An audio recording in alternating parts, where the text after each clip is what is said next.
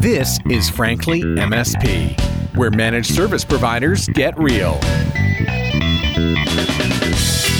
Hey, and welcome to episode 40 of Frankly MSP, the podcast for managed service providers who want to boost their productivity, efficiency, and profitability. I'm your host, Jennifer Tribe. So registration for Frankly MSP Live is now open.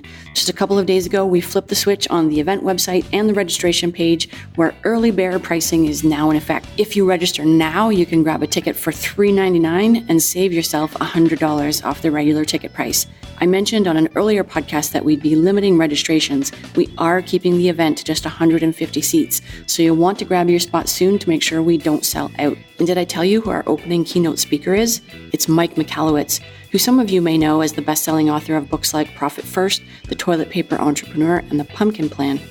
What you may not know is that Mike used to be an MSP himself, so we invited him to come talk to us about quickly making your MSP profitable by flipping how you look at your finances upside down. Also, we've got MSP Josh Weiss lined up to speak. Regular listeners of Frankly MSP will know Josh from episode 12 and 20. Another fun fact, Josh is also a professional DJ, so he's going to be mixing beats for us at the Frankly MSP Live Vision Party. Very cool. Speaking of cool, do you dare swim like a bear? Frankly MSP Live will feature a polar bear swim in the Pacific Ocean in January. Now it is California, so there won't be ice in the water, but we've been doing some research and it looks like the water temperature for that time of year is between 52 and 60 degrees Fahrenheit or 10 to 16 degrees Celsius, so it will be refreshing. Take the plunge and you'll get a Polar Plunge t-shirt, a custom towel, and naturally full bragging rights. So that's a sneak peek of what we've got planned for Frankly MSP Live in Santa Barbara in January 2020. For full details and to grab your early bear ticket for $100 off, go to franklymsplive.com. Now on with the show. My guest today is Tobin Lehman, president of New North, a marketing agency that specializes in working with MSPs and other technical businesses. Today we're talking about all things website, what makes an MSP website effective, where to focus your efforts if you want the biggest ROI for your buck, whether stock photography is a smart idea, and a whole lot more. But first, of course, our One Thing segment, where we hear from an MSP about one thing that's made a difference in their business. Today we have Daniel Abdallah of the Brookfield Group. Hi, I'm Daniel Abdallah with the Brookfield Group. I'm the CTO and lead change officer as well for our organization. For us, it's people, technology, and process, and building solutions for our customers around that mentality. It's definitely led to a lot more meetings with our customer base on different topics. We offer software solutions as well as IT services, and we are kind of using this as the mentality to land and expand with our customers. So if we're just IT, we're moving into software and business solutions for them. And this, we believe, will help lead us to more profits, more revenue, and continue our growth. We've seen more responsibility from our employees. We've seen us consolidate what technologies we use by defining processes and make sure we're using each piece of technology to its greatest extent rather than having a lot of little pieces that did one little thing here or there, and has really given us the processes we need to expedite our growth and be able to give better solutions to our customers. And so that's our new 2019 initiative to really show our customers the power of people, technology, and process. What's your one thing? Was there a book you read, a talk you heard, or a tactic you tried that really changed things for you? Let us know. Tell us in a voice memo and email the recording to franklymsp@avic.com. Or if you prefer, just shoot me a note at the same email address, franklymsp@avic.com, and we can set up a time to record over the phone. As thanks for sending in your clip, we'll send you a fresh Frankly MSP t-shirt. You're listening to Frankly MSP, brought to you by Avic Networks. Now we come to my interview with Tobin Lehman, president of New North, a marketing agency that specializes in working with MSPs and other technical businesses. Hi, Tobin. Welcome to Frankly MSP. Wonderful. Thanks for having me. Pleased to have you here today. You have a great background in marketing and advertising and building websites for managed service providers. So today we're going to dig into how to optimize an MSP website to bring in more business. And so I want to start with what may be a very loaded question. It's certainly a very broad question, but in your opinion, what makes a great MSP website great? That is a great question. And it's broad enough to really encapsulate all the different flavors and nuances of MSP providers as well. Some we see focus more on a desktop or help desk kind of situation. Some are more data center oriented. So really that question comes down to bringing out what it is exactly you do. One of the challenges we see a lot in MSP websites really comes down to a lack of clear messaging. And so the story we typically see in a website project or even just kind of starting with a client is that the website is the background, right? They have a sales team, they have something happening, but the website itself is an afterthought. It's really a brochure. It's something just to be there, to be online. They don't really emphasize it as a lead generation tool or really part of that framework of really communicating their business.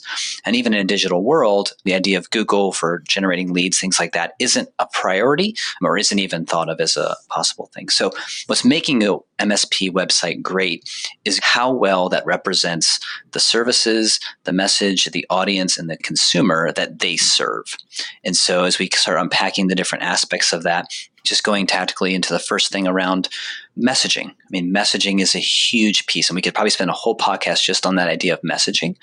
But if we look at messaging, just to break it down, can a customer understand what you do from your website and who you serve from your website in less than 15 seconds? Just looking at your homepage, can I tell exactly what you do and understand who you do it for? Because that's a huge issue a lot of MSPs have is, they don't want to cut their net too short and say, oh, we only focus on biotech companies or large professional services companies. So who that audience is part of that messaging, as well as the service and the value you provide. Even going beyond that, MSPs use a lot of the same services, whether you're a Sophos kind of guy or you're maybe a Microsoft VAR, all those components, your competitors have those. And so when we talk about messaging as well, we're looking at how do we really differentiate how you're going to win in the marketplace. What are you going to win on? Like what's going to be your hook, but what makes your company unique? And it's not just your people. Everyone has great people, but what really is it about your company that's going to make you stand out? Usually it comes into some kind of experience or some kind of expertise that you have dealing with a certain aspect of the MSP space. Bringing that all to the forefront accurately is really the biggest challenge in a website. But then if I step back and look at tactically what makes a great website, obviously it's like clear service pages, having lots of good content on your site. 85 to 90% of the buying decision is done before someone contacts you online.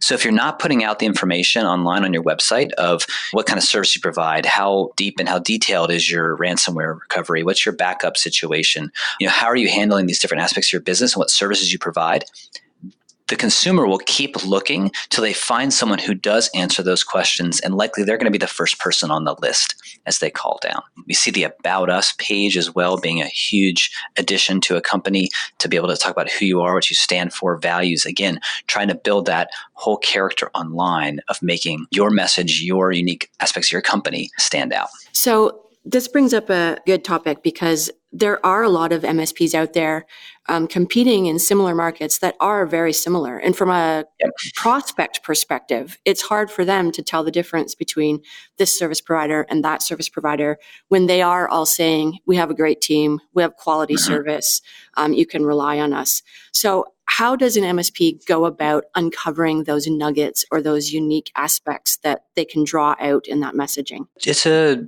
challenging exercise to say the least, but it is something to really sit back and think about what is it we're doing to win in the marketplace. If we're exact replica, then what ends up being the competition point is price, and no one likes to play that game, right? No one wants to compete on price. And so if we can create a value, we can articulate what our value is, then we can start differentiating. Let's start talking about what value you create in the marketplace. What is it you can create an additional value that's going to help set you aside? And we actually have a process we go through of actually interviewing your clients, and that can be done through really just a conversation over lunch with some of your best clients, and even asking them, what do you see as being our most unique component? And it may not be the fact that you registered in this product or you cover this. It may be simply that, hey, when I call, you're always there. Or I've always received good service. Like, what is it you do to create value? But then also, extracting those answers to that question, not from internal group, not from the board meeting, but from your clients themselves. And they will tell you, especially if they're long-term clients, they'll tell you exactly why they love working with you. And if they keep telling you you're the cheapest guy in town, you need to maybe scratch your head about that. Even just having those frank conversations, saying, what is it that makes us great, so we can better understand ourselves to then share that with someone else. Because you may think you're winning on fast turnaround times and 24/7 help desk, but they may say, you know what? There's one time when our server went down and you guys went above and beyond. It was snowing. You came out and fixed this, and we saved the data. You saved the day. And that to us was what made you unique. And so that's hard to encapsulate into good marketing content, but even having those case studies and those examples can help build you and point towards what those unique things are. So could you feature that content, like you said, case study, but even testimonials, some of the things that your clients are saying, and just actually put those as quotes on the website? Is that effective? Absolutely, it is. So there's always good information coming from your clients to be able to dig into. And it is such a great source. And that's typically where we kind of push into. So we've talked about messaging. What about the visual aspect of the branding? How important is your logo and the colors you choose and the layout of the website? Yeah, and that just bridging to the two, from messaging to layout. And one of the things we always work with in messaging is humanizing the messaging. I mean, that's in a sense of taking away the tech jargon and making it more relatable, more understanding of who your buyer is. And the same thing applies to your visual aspect. Even just the idea of humanizing or softening the idea of a service. More MSP sites look like maybe what Dell used to look like in the late 90s. They're overly techy. They show too much hardware, not enough people. So keeping your messaging very human, using words that people use. I mean, we try not to use acronyms really at all unless we really have to. Or if we have to, we explain what it is in the content. Usually in messaging and just in websites in general, there's too much jargon, and that comes from a jerk reaction of wanting to sound smart, to be the leader, the smartest guy in the room, which we all want to do.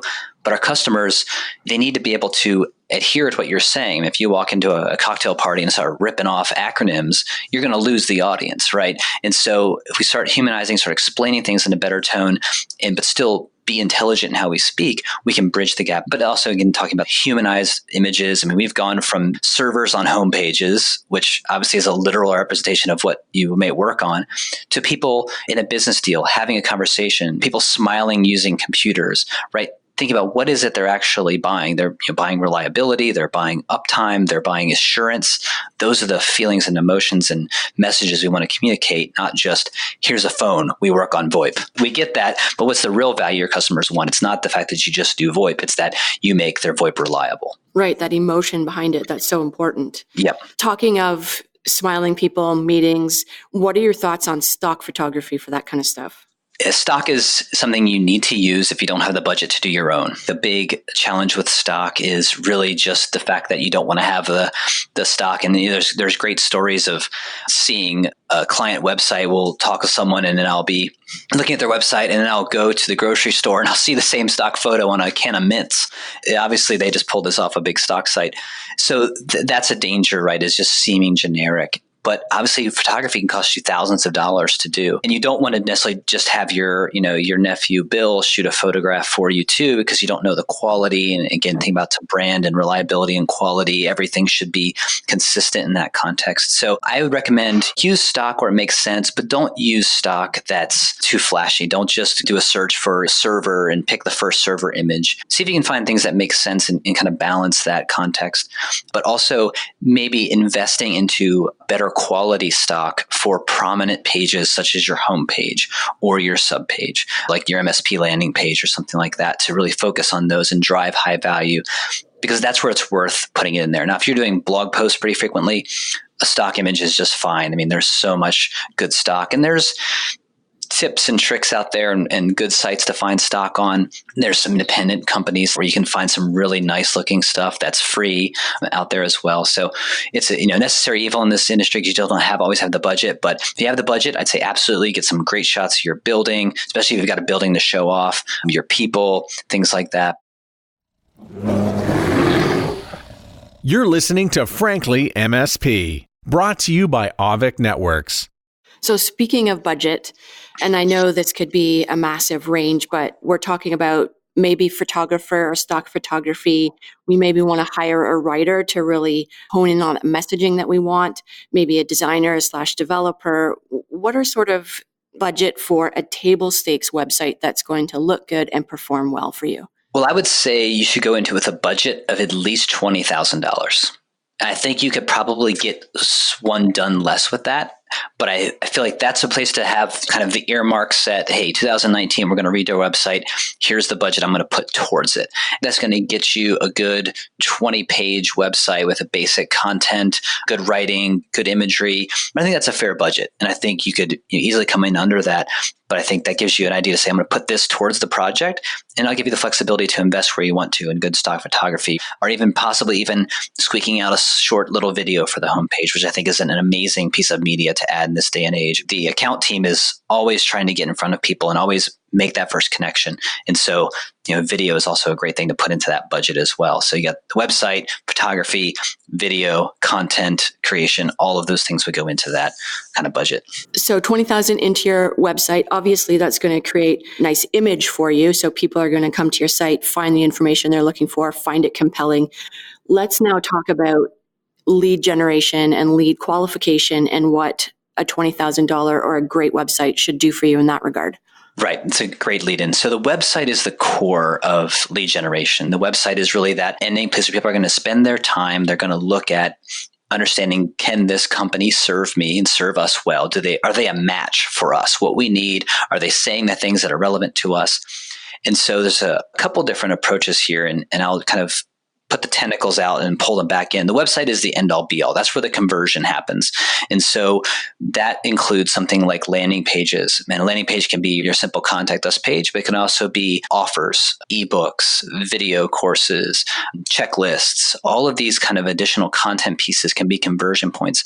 One of the biggest issues or errors we see with a lot of MSP sites is the only call to action is the contact us page.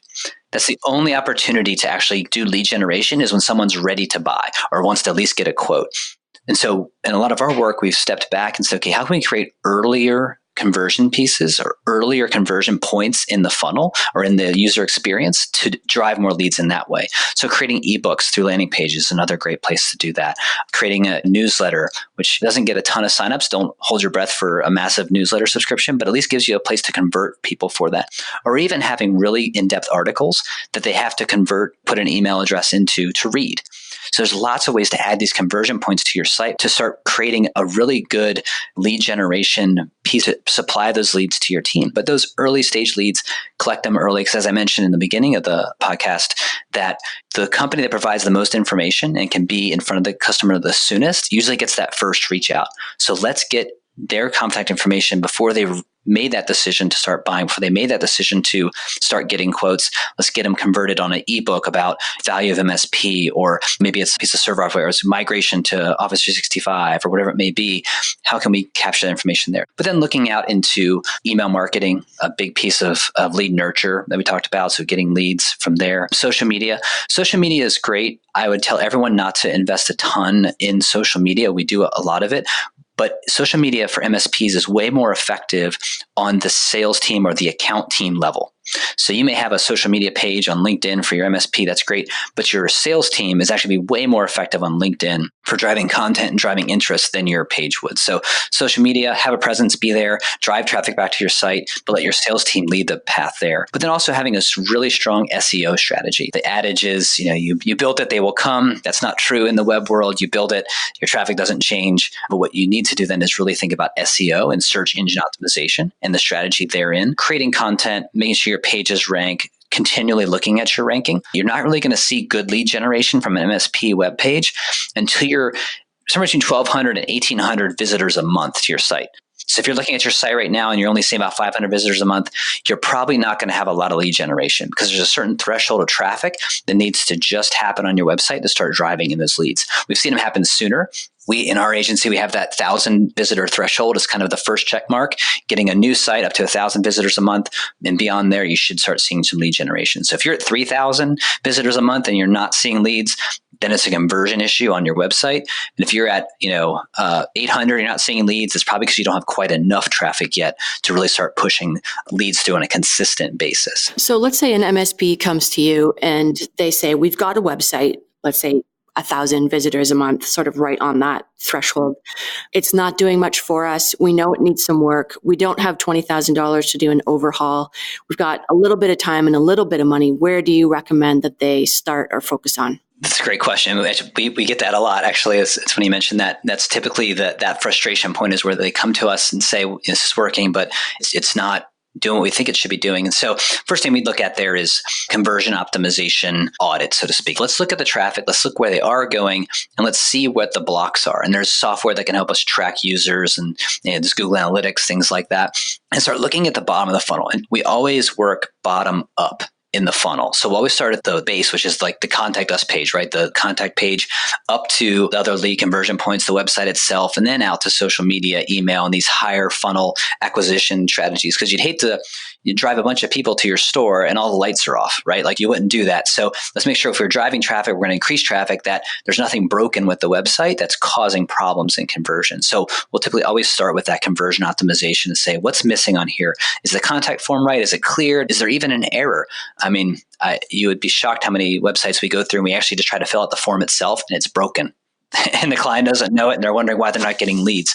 And so there's just these things that go through in terms of auditing and making sure that from the base of the funnel all the way up to the top, that all these things are right in that order. So you don't have to redo it. We look to optimize what's there because we're all about ROI. So if you invest in marketing, what kind of return are you getting? Throwing out a $20,000 rebuild in the beginning puts a high bar on ROI. But if we can do a $500,000 audit and make a change that starts the funnel of leads coming through, well, that's high ROI, right? That's a good investment in time. So I tell anyone you're working with to start looking at the bottom of the funnel, making sure those are right. That could be through A/B testing, different form variations, adding other types of conversion points.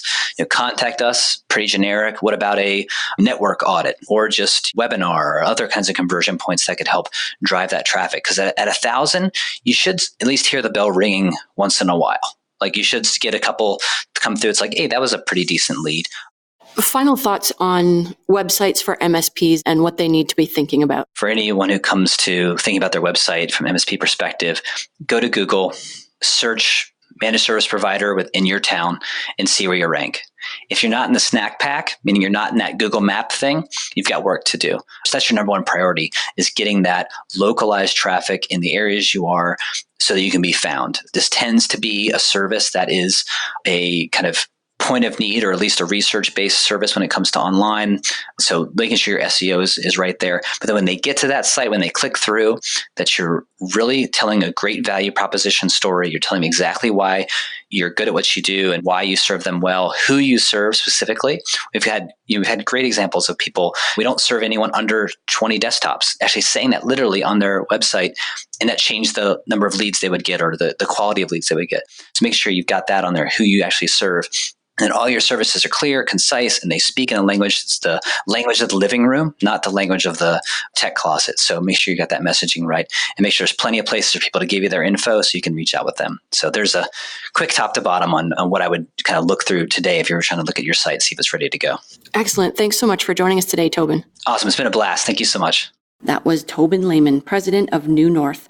I'll put links to all of the things we discussed on today's episode in today's show notes at avic.com/frankly/MSP/040. How well does your website work for bringing in new customers? What have you tried to make your website more compelling and more effective? Let us know your tips and tricks over in the Frankly MSP community on LinkedIn. I'll put a link to the community in the show notes, or you can search LinkedIn for Frankly MSP. Remember also to go to franklymsplive.com to grab your early bear ticket for $100 off. And don't forget to get in touch with me if you want to contribute to the One Thing segment. You can reach me at franklymsp@avic.com. That's a wrap. Till next time, this is Jennifer Tribe. Thanks for listening. Frankly MSP, brought to you by Avic Networks, the most efficient and profitable way to manage your clients' networks.